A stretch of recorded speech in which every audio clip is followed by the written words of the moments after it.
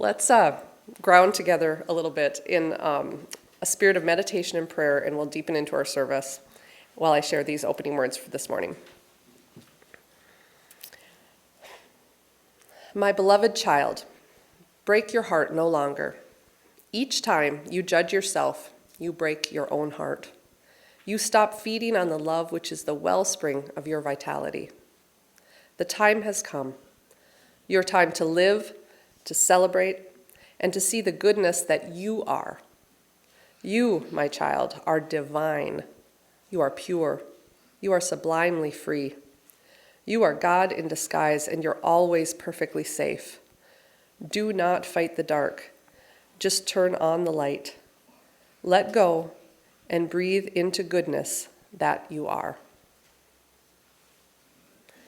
Would Wade Schaefer light the chalice for me, please? This chalice is our symbol of the spark of life in each of us. So often, words fail us, and we do not know to whom or what to pray. We ask for legs that can walk for peace, arms that can work for justice, voices that can speak with love, hands that can soothe a feverish brow. By our actions and voices, may our prayers be sent. Shalom, salam, om, amen. Jeffon he is a light in our community. He's a yoga teacher and he's a speaker, and wherever he goes, he does bring this just calm presence that's filled with light, and I know that I am better for him being in this community. And like Jim, wish there'd been more time, but the world turns, and as he goes through a transition, I know that he'll remain part of us, and we'll see him again. And today we get to hear from him, and I'm looking forward to that. So without further ado, with Jeffon Seeley. All right, well, we've already talked about a variety of things just with the songs that we've sung. We've had the opportunity to recognize that our peace can be like a river. And when I think about that particular saying, if we are willing to truly look deep down within ourselves, is it safe to say that there is always peace that can be cultivated from the inside out? Or are we solely waiting for the external world to align in such a way that then we can start finding peace? I think we can all agree that if we wait for quite a long time for the external world to align, it will be very difficult for us to cultivate that state of internal peace. However, if we are willing to find that peace that is always within reach, inside of ourselves, then we can bring that to the world that we find ourselves in. We talked about our joy being like a fountain, whatever that means. I guess in the summertime, fountains are going, wintertime around here, fountains probably won't do too good. Nevertheless, we talked about love being as deep as the ocean. And from my perspective, there is something that I've recognized throughout my entire experience, and that is, regardless of where a person may be, love can always be there. I think about my grandparents who helped raise me in Salt Lake City. They passed when I was 16 years old, but the love is still there. In fact, I can close my eyes and take a deep breath and recognize that I'm still feeling that sense of compassion that they are shining my way, and I can still send that towards them as well. I believe in that song that we sang, there was a pain being like an arrow. I chose to not say that as much, but pain is something that also comes with life. We all have it. Some of us a little bit more than others, but it's always there. Teardrops. I think tears falling like raindrops. Yeah, teardrops, raindrops, drip drop. No, I'm joking. Tears falling like raindrops. Another thing that is part of the human experience. And then our strength being like the mountain. You see, being raised in Salt Lake City, I had the opportunity to wake up each and every day to this incredible mountain that was just right outside of my doorway. 5 minutes to a canyon. I know here, when I first entered in here, Liz Anderson was saying something about mountains in North Dakota. And every once in a while, a cloud will look like a mountain. So in the distance, you might say, like, there it is. And then obviously give it 20 minutes and it's gone. So it's a fleeting mountain. But our strength can be like a mountain. And all of those qualities that song possessed is something that we all carry inside of ourselves if we are willing to begin to cultivate it. So as we go through this 4-hour session no, I'm joking. As we go through this 20-minute conversation that we have today about mindfulness in transition, and as I think about these two particular words, one being mindfulness, or is being mindful, or that word of mindfulness, As I like to say, we are all filling our minds with something. Each and every day as we go throughout our journey, we are choosing to fill our minds with something. And I think that we all can agree that we may not fully be aware as to that which we are choosing to fill our minds with. And if that is the case, that internal, the thing that we continue to fill our minds with, ultimately then colors the reality that we walk around in. Therefore, if we are unwilling to recognize that which we are choosing to fill our minds with, it is safe to say that we are coloring our canvas of life in a way that we probably would not consciously choose. This other word, transition. We're looking out at this beautiful weather here today. Don't blink because you might miss it. We've waited 8 months for this. And have you noticed the transition of the world around you? Have you noticed as the flowers have begun to blossom and now they are fully reaching towards that sun? Have you listened to the birds as they chirp? Have you seen the pheasants? I know where we live, we can look outside and see pheasants that are walking around, strutting as if they own the whole territory, which subconsciously they may think that they do, but humans will prove them otherwise by building an apartment or something. But this transition, name a time in your life where you have not been a part of a transition. The next question becomes, name a time in your life when you have been mindful of the transitions that were taking place. I think about the way in which Elise and I, my fiance, we found this particular space.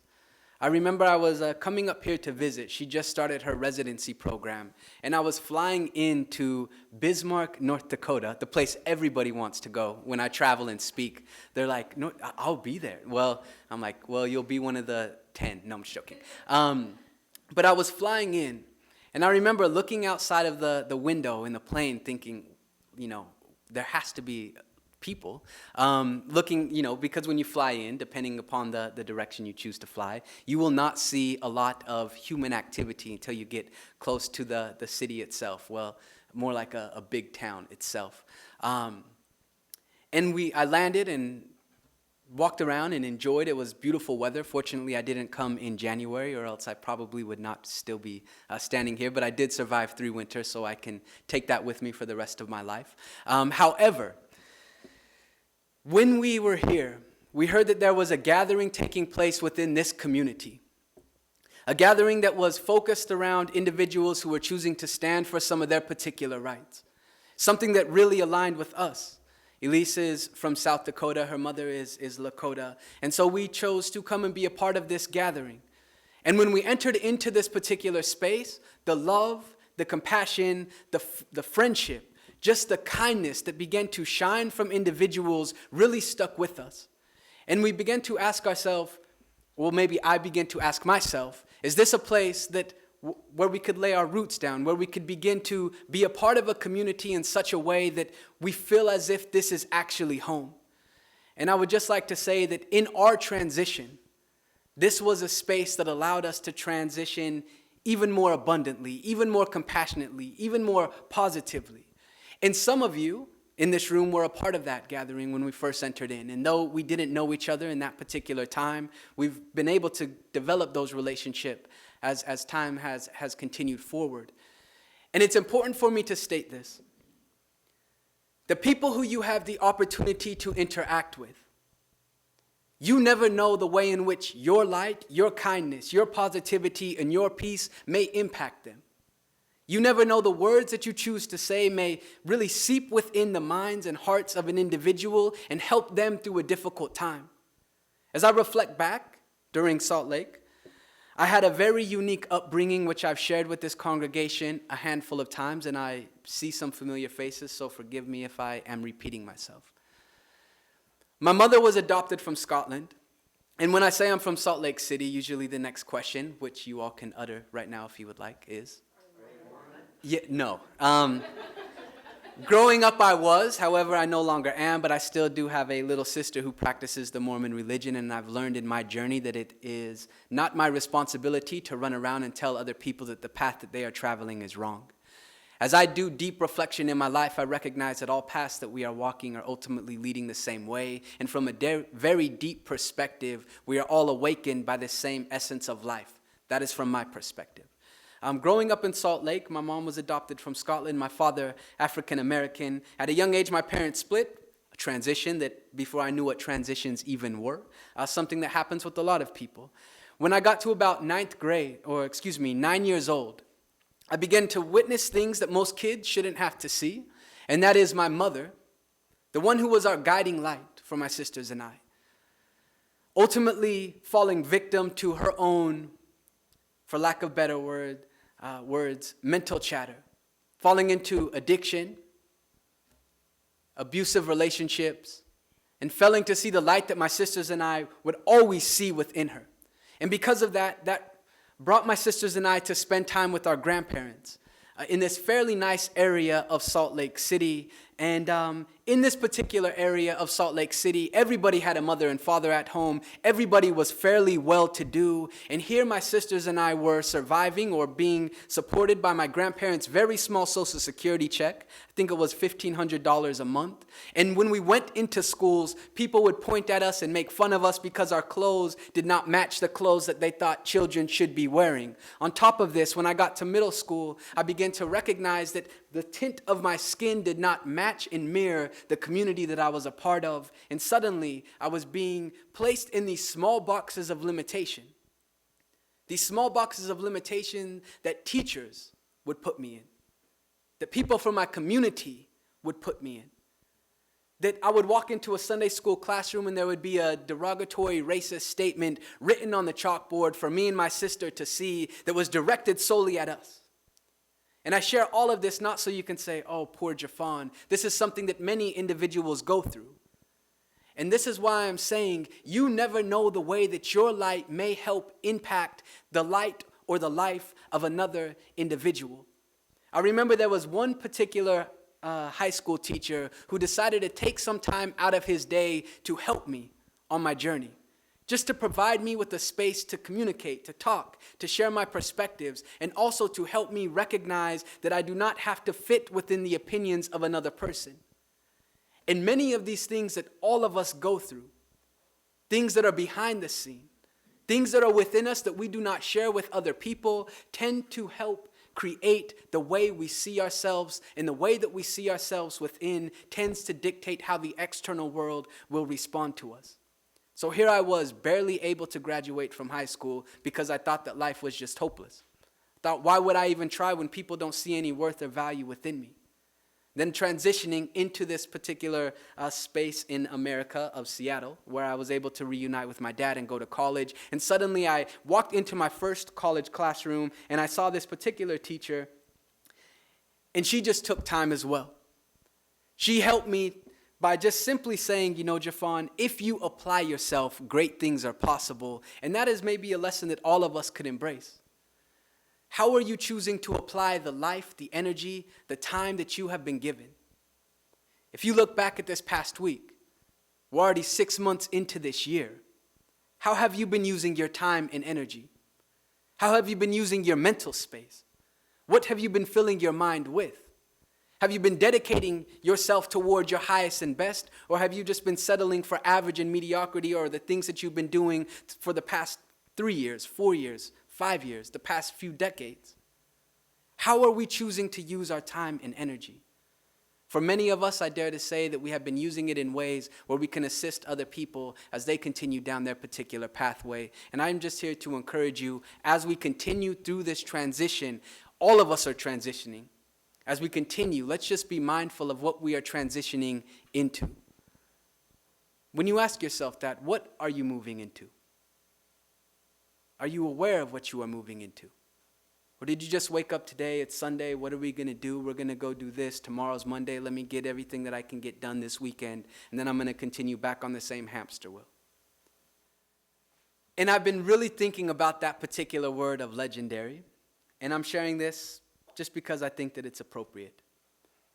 I think the vast majority of individuals, you see, I have the opportunity to travel across this nation and work with organizations of all sizes, the military, government agencies, academic institutions, Fortune 500 companies, speaking about diversity and inclusion, about helping individuals recognize some of the unconscious perceptions that we are moving around with that may naturally include some and exclude others. I have the opportunity to speak about mindfulness and about generations and all of those things that people think will help increase their bottom line. But when it all comes down to it, it comes down to the individual willing to level up within themselves, willing to embrace this idea of transformation, willing to actually begin to understand that the thoughts that they are thinking on a daily basis, the emotions that we are fueling within us, the choices that we continue to follow through on, and the actions that we commit to are the paintbrushes that we use to assemble our reality. So as I think about this particular topic or title of being legendary, I'm like, why does it seem that the vast majority of individuals who are walking this planet, I would dare to say that the vast majority of individuals who are walking this planet, and myself is included at times, are not even thinking about being legendary. Instead, we are thinking about ways that we can stay within this safe little comfort zone, this cocoon of comfort that prevents anything legendary, anything that is legendary from growing. We think the same thoughts. We have the same feelings. People push our same emotional buttons and trigger us to react in a particular way. We're not even aware that we're reacting in a particular way. We're afraid to respond differently because of fear of what the external world or what the people around us may think about us. So what happens if we're really willing to admit the fact that perhaps many individuals have not been choosing to be legendary, but have simply been settling for average? But yet we sit here, I'm not talking about us in general, but yet many of us sit here with these lofty ideas of more peace, of more compassion, of more acceptance and respect for human beings, for more of a connection with the earth below us, the stars, the sun, the life above us, the essence that is dwelling within us. And we do not do anything to necessarily mirror those intentions that we have within. As I like to say, you cannot hide you from you. We can stand up here, I can stand up here and dress up all nice, fix my hair as long as the wind isn't blowing. Because when the wind blows and you have these type of curls, it does not look like this, it looks like a robin's nest. Well, no, I won't say that. We'll save that for the unedited version. And Elise, please don't shake your head at me like that. I guess the key or the message that I want to get across with at least that small little portion is it's time for us to awaken, to wake up to a higher and better version of ourselves, to find forgiveness, to cultivate those relationships that are most important to us, to begin to recognize that nothing is ever going to stay the same. And if we're looking here at the UU congregation, as Karen is getting ready to move into her next phase, all of us are continuing to move to various phases, maybe just not as vocally or being sharing. Some of it may be very subtle. I know for myself and Elise, we're getting ready to move. Next week at this time, I will be driving a large Penske truck to California. She gets to drive the Outback, and I get to sit in the Penske truck, probably with like whatever radio stations they have for me to listen to. That's probably where I'll practice my quiet place. But eyes open, don't meditate and drive. You can try. If you can get from point A to point B with your eyes closed, please send me a message and tell me how you did that. I would love to. Well, I guess with a Tesla you might be able to do it now. But we're all transitioning. Have you ever seen what happens to an individual when they try to make things stay the same? Do you think that they find happiness? The act of trying to keep things the same is actually a source of pain and frustration. Everything about us as humans is shifting and evolving and transforming. If we're thinking about the thoughts that continue to flow into our mind, though we may have 95% of the same thoughts day in and day out, every breath that we take is something new. Each beat of our heart is something that has never happened quite like that before. The cells that are dwelling within us are continuing to replicate into that which we have been feeding it. Therefore, our body is continuously transforming and evolving and growing. So what happens if we just simply take the wisdom that is dwelling within us and bring it out from within and share it with the world around us? What would happen if we truly supported, appreciated, and allowed individuals to transition in beautiful ways as they move towards their next steps? I know Marnie often speaks about her children, and those of you who have children here, you're witnessing them transition every day. If you think back of the past year or a few years, you see that they've been growing in incredible ways. So how can we begin to help facilitate that transformative process of transition in mindful ways? And perhaps, and I want to kind of end with this, what is the part that is dwelling throughout the entire universe that is always there, that is not necessarily subject to transition, though the essence of that particular life or energy is allowing that transition to take place? You see, in my studies, I like to say as if I'm a spiritual individual that I've got to this particular place by many different pathways. But from my perspective, it seems as if there is an underlying essence that is dwelling within all. Whether we're talking about humans, whether we're talking about this earth, whether we're talking about the sun that is shining or the planets that are above us, there seems to be this golden thread that is consistent, that is constant. This essence of life that seems to spark and bring its infinite nature by way of various individuals, by way of the plants that we are seeing, the birds that are flying, people that are driving the cars, all different aspects. So what would happen if we not only begin to recognize the transitions that occur for us as human beings in this life that we are living, but also choosing to find that deep sense of peace by that which is providing those transitions to exist? Breath by breath, heartbeat by heartbeat, moment by moment, movement by movement. I would just like to encourage each and every one of us to be mindful of what we are transitioning into and be connected to that life within us that is allowing us to transition. From the depths of this, it seems that that's the greatest thing there is. And from that space, gratitude is always possible. And it is very difficult to be angry, fearful, frustrated, have animosity or hatred if you are focused on that which you have to be grateful for. To just simply start there is a beautiful doorway that begins to open within our conscious minds and hearts that allows us to bring that light that is dwelling at the depths of us towards the world. And truth of the matter is the world does not need more average people. It needs more people who are willing to embrace the light that is shining within them and using it in such a way that you are allowing other people to find and recognize theirs. Thank you all very much, first and foremost, for being you. Life is beautiful because of the relationships. Thank you.